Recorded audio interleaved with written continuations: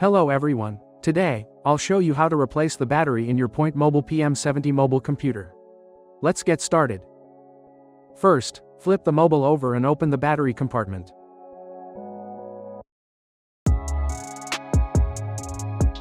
Next, remove the old battery and insert a Cameron Sino CS-PMM700BL battery.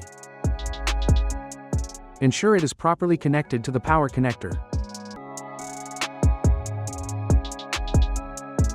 Finally, close the battery compartment.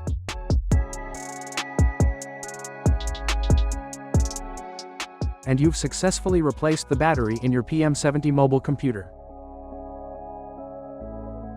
Thank you for watching.